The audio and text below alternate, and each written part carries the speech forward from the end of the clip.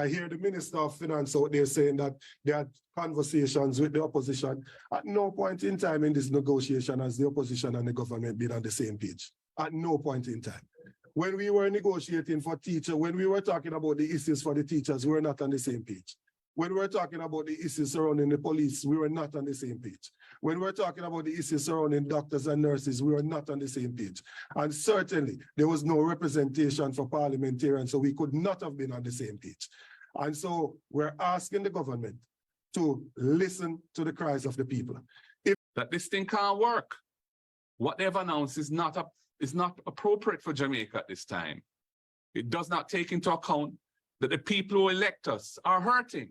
How can we be awarding ourselves massive increases, way above anything in the region, when the rest of the society, especially those who are in the middle and lower echelons, in terms of income and wealth, are suffering and hurting? That cannot be right. Prime Minister and the government are under pressure. Against the ropes, one would say. Against the ropes, yes. Political support is draining.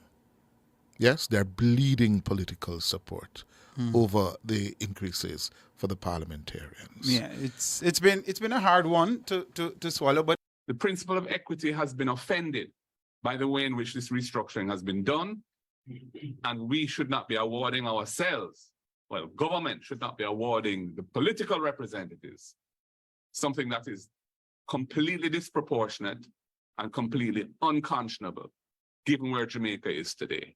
So we say, roll it back, wheel and come again, look at the thing afresh, and let us move forward from a better position and a better place. And I'm not going to engage in an all-out war. The minister came to Parliament and announced these changes. We were hearing these changes for the first time. I was not present in Parliament that day. I had to be in the country for family reasons. To be honest, we were caught by surprise. We were responding to something that we were hearing for the first time. Dr. Clark. And that's what I called No. That's what I called you to discuss. Yes. Yes, No, but Dr. Clark, yes. the opposition leader is on record as saying, listen, and I know that he's on record. you guys did not consult with us, and you seem to be reluctant to say definitively that you did. I have already, you want me to say particular words, and I'm not going to fall into where you want me necessarily to go. I have provided you with my account, and I provided it more than once in this conversation. And I hear you say And that you I have am had not conversations. prepared. But Mr. Golding said you have not consulted with the opposition. Yeah, so you simply came to the Parliament and declared what it was going to be. Well, is that so? Mr. Hughes, we were responding to something that we were hearing for the first time.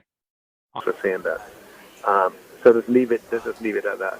But I will. No, but the opposition leader is on record in the public domain as saying the government did not consult with it. And as the finance minister and the lead person on this, I'm asking you, did you consult with the opposition or not? I have provided you with what I'm prepared to say on the matter at this point. And if you replay what I said, you'd have heard what I said. Okay. So it is safe to say that the opposition leader is not being truthful or accurate when he says the government did not consult with it. I've just provided, people can play with words. I have provided you with my account, and I'm not going to get you to put words into my mouth, but I provided you with my account. Okay. Yes, well, and I'm saying for my listeners, based on what you have said, the government did consult with the opposition. It did. I've said to you, let me just repeat what I've said. I said I would have had conversations with my opposition counterpart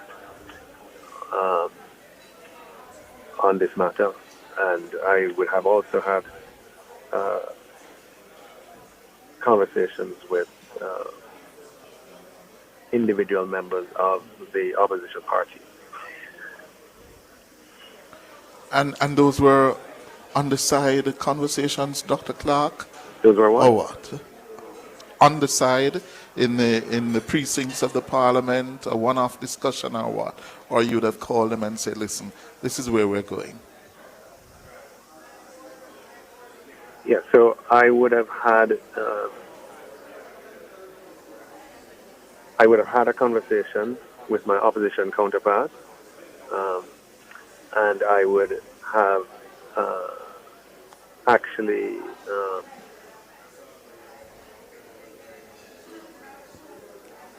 I don't want to look, Cliff, let's leave it as it is. I don't want to it's important that I'm able to continue to have conversations even if people want it, right? And therefore I'm not going to breach any confidences in the process. No, but let him say what he is prepared to say.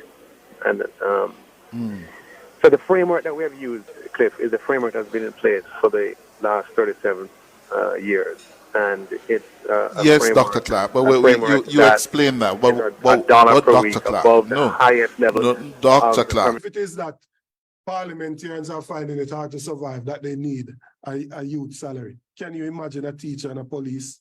Can you imagine the security officers out there, the correctional officers and the other members of the society? They too must be finding it hard. So what we're asking is for the Prime Minister not to come with a gimmick to suggest that he's rolling back his salary, whilst in the same breath encouraging the ministers to accept the new salary. That's what he said, that he's encouraging the ministers to accept the new salary. That's not what the public is saying. The public is saying that, yes, you should get an increase, but the level of the increase, understand politics, is that you're also not representing just yourself, but you have to pay attention to the views of the people, because ultimately you're representing the people. Now, I don't think it is flip-flopping for a political party to be listening, because if we weren't listening, we'd be accused of being tone deaf. Now, when we're listening, it is said that you're flip-flopping. It is our responsibility to listen to what the population is saying and to make representation on their behalf. And with that said, I'll segue to your second question, that I see quite a lot of persons saying that they are protesting, including the Advocate Network, who is protesting at lunchtime today. And I think I'll be joining them today. The Prime Minister previously encouraged the population to raise our voice in concert against the government when they're not operating right. And I think this is a time where the government is not conducting themselves and the business of the country properly. And so we are raising our voices in concert for them to roll it back. And if they don't roll it back, we will join the people in making the voices of the populace heard. Yes, people, I'm going to like up the video as usual. Like up the video and share the video. And if you haven't subscribed, subscribe to the channel at Jamaica Hot Topic. Jamaica, oh, that man is a lie, man. Oh, LIEGEL, so lie. Nobody in Jamaica no trust anymore. You're one of the most lying, deceitful, conniving, wicked man we ever say. Them say birds of a feather flock together, and it is true. You are the Prime Minister, friend LIEGEL. Are you the Prime Minister bring in a politics? Derek Smith did sick and go away. Him find you, put you in a Derek Smith seat, which is a sure JLP seat. When you win, him bring you in a parliament as Minister of Finance. And look what you're doing to the Jamaican people now. Jamaica, who is to be blamed? Jamaica, who is to be blamed? You see the man wicked and lie. Everybody knows that this man is such a chatty mouth. Him chat and go like Miss G, and him chat and chat. So what they in a parliament, him call Master Mark. And then him run, come back and change him words and fix him words. As like when Cliff User talked to him a while ago, him a talk about people want to twist words. You are one of the most wicked, lying, deceitful, conniving man we're seen in Jamaica, and we don't want you. Me, Jamaica Hot Topic, telling that Jamaica don't want you. We're going to get rid of you, Andrew Goldness, because birds of a feather flock together. You're too lying thief. You should, your mother shame you, your father shame you. See, Cliff Hughes come on and talk and I ask you the question 5, 6, 7 different times. Did you talk with the opposition about the salary increase? Are you book shuffle like a scratch record? You book shuffle like a CD with scratch? Nigel, you're wicked, man. You're wicked. Somebody can't call a man and tell him, say, sir, do the rightful thing and leave Jamaica. You're such a lying, deceitful, conniving man. Me remember Jamaica. I'm telling you why I must hold this man accountable and never forgive him. I remember when the teachers them supposed to get their money. Him talk and say, listen, is either them accept the money now or them have to go wait till next year. So I'm saying either take it now or leave it. And I say to myself, say, you can imagine how that man come in like a decent person in politics and look how him talk to Jamaican people who vote for him now. And look how him behave right now.